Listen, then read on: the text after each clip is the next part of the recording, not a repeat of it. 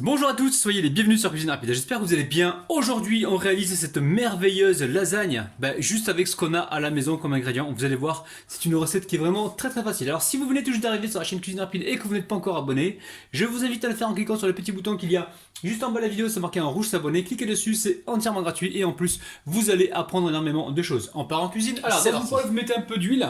Ici j'ai environ 2 filets de poulet. J'ai ici une petite carotte que j'ai coupée en petits cubes. Ici, j'ai du chou blanc. J'ai un morceau de chou blanc. Ici, à côté, j'ai un oignon. Et là, j'ai des restes de poivrons que j'avais au frigo, hein, d'accord? Donc, je vais mettre tout ça à cuire tout de suite. Allez, je mets tout ça à cuire. Je mélange. Je vais venir ici assaisonner, alors, avec du paprika. Ça, on a une bonne cuillère à café. On peut même mettre une cuillère à soupe. On va également saler, alors un petit peu de sel.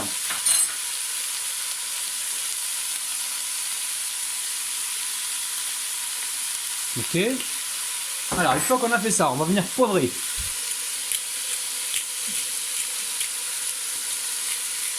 Et on va cuire ça pendant environ une dizaine de minutes, hein, d'accord?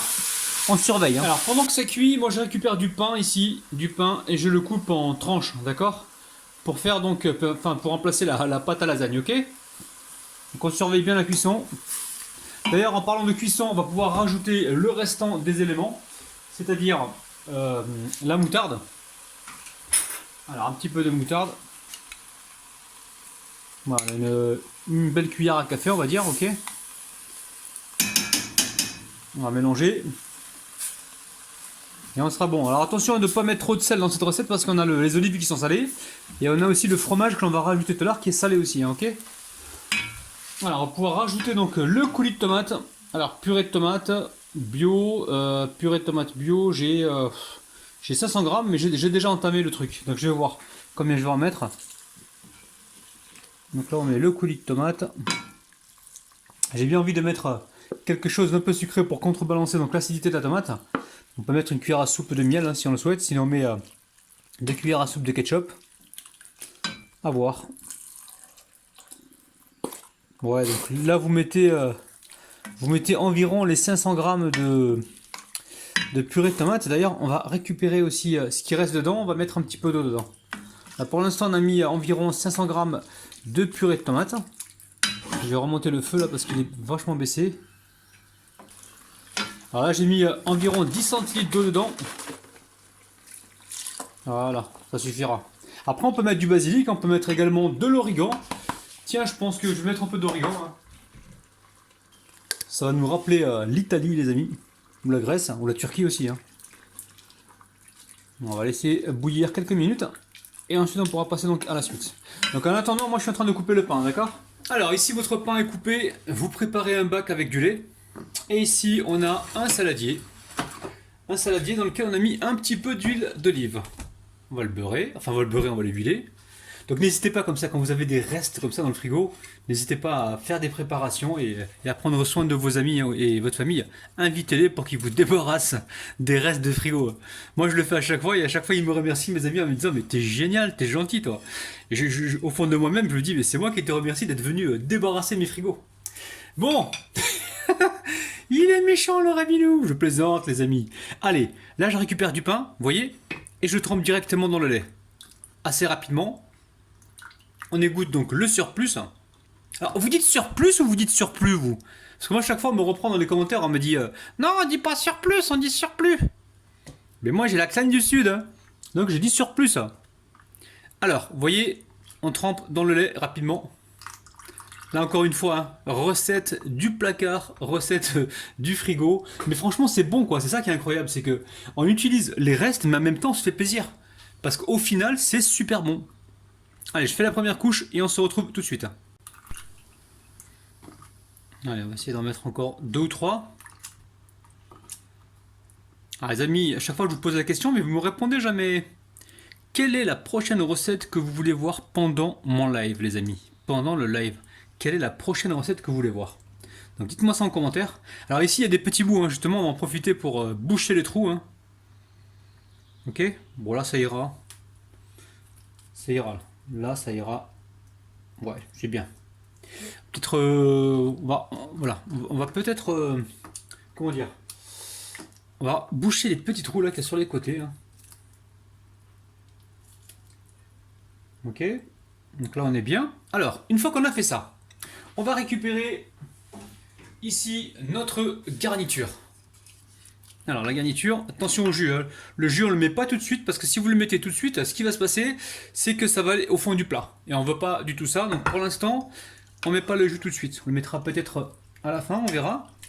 Mais là, on récupère la garniture comme ceci et on la dispose.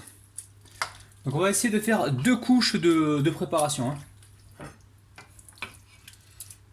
Alors j'ai trouvé un plat rond. Hein. Si vous avez un plat rectangle ou carré, hein, n'hésitez pas à l'utiliser. Allez. Ça va être bon ça. Sincèrement, ça va être bon. Ça va être bon. Ceux qui n'ont pas l'habitude de cuisiner à la maison, franchement, je vous encourage vraiment à essayer petit à petit de cuisiner maison. Vous n'allez plus pouvoir vous en passer. Hein. Moi, c'est pas que je vais pas dans les restaurants, mais en fait, j'y vais très rarement. J'y vais pendant mes vacances, en fait. Quand je suis en vacances, par exemple, dans certains pays, ouais, là je me fais plaisir. Oui, je vais dans les restaurants et voilà. Mais quand je suis ici, donc chez moi, en France, je ne vais jamais enfin quasiment jamais dans les restaurants. Je suis pas en train de vous encourager à ne pas leur apporter d'argent, mais cuisinez le plus souvent possible. Si vous y allez de temps en temps, c'est pas grave, mais apprenez à cuisiner, c'est très important. Ok? Allez, une fois qu'on a fait ça, ici, regardez les amis. J'ai été dans un magasin de stockage, j'ai acheté du Roquefort. Alors, du fromage, il y a combien de. Il y a 500 grammes de fromage. Donc pour 1 euro, hein, c'est vraiment de la marque. Donc le Roquefort, c'est du fromage de brebis. Maintenant, encore une fois, vous n'êtes pas obligé de prendre du fromage de brebis. Prenez ce que vous avez déjà sur place. Hein. Ok? Alors, je suis en train de me battre avec le plastique là. Je suis pas doué moi pour déballer. Hein. Allez. Allez. Sentez-moi ça, ça sent super bon, c'est dingue. C'est pour ça que faites attention de ne pas mettre trop de sel dans votre préparation dès le départ.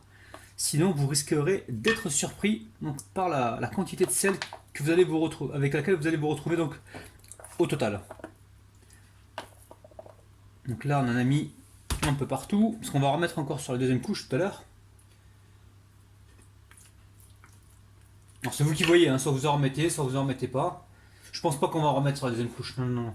Ça va faire trop. La dernière couche, je vais la garder plus pour le fromage râpé. Ou je sais pas, parce que moi je change d'avis comme je change de chemise. Hein, c'est ce que me dit ma femme à chaque fois.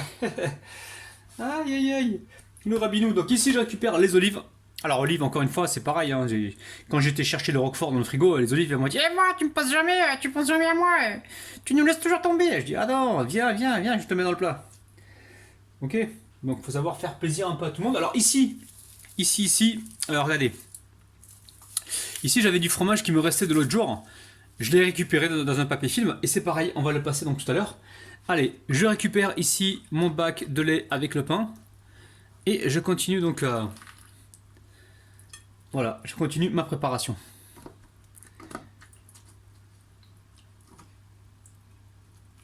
Donc là, pareil, le lait, vous rajoutez au fur et à mesure pour éviter le gaspillage. Hein. Vous amusez pas à mettre une tonne de lait et puis après à le balancer. Hein. Non, non.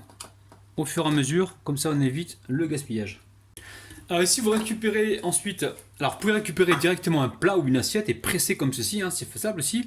Sinon vous faites comme moi, vous pressez comme ceci avec ce que vous avez, un verre. On presse comme ceci. Alors ici on ne mettra pas de béchamel. Maintenant si vous voulez mettre une béchamel, vous pouvez. Hein. Là on veut gagner du temps, on va mettre juste du fromage râpé. Alors moi c'est un mélange de mozzarella et d'emmental. Donc c'est un fromage qui n'est pas trop sec. Maintenant si vous avez un fromage genre président qui est un peu sec, mettez un petit peu de lait avec à tremper, comme ça vous aurez un beau gratinage. Ok? Allez. Là je pense qu'on va être bon. Sinon encore une fois vous prenez un moule plus petit et vous pressez. Hein. Allez.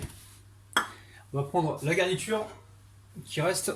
Et là, on va pouvoir la disposer comme ceci. Donc après, vous remarquerez, on n'a plus la place pour mettre le pain dessus. Maintenant, si vous avez quelque chose de plus haut, ben, remettez une couche de pain si vous voulez. Sinon, c'est pas gênant, c'est pas un problème. Ça sent bon. Hein. Oh là là, il me tarde de manger ce soir. L'heure du ftour, les amis. Il me tarde l'heure du ftour.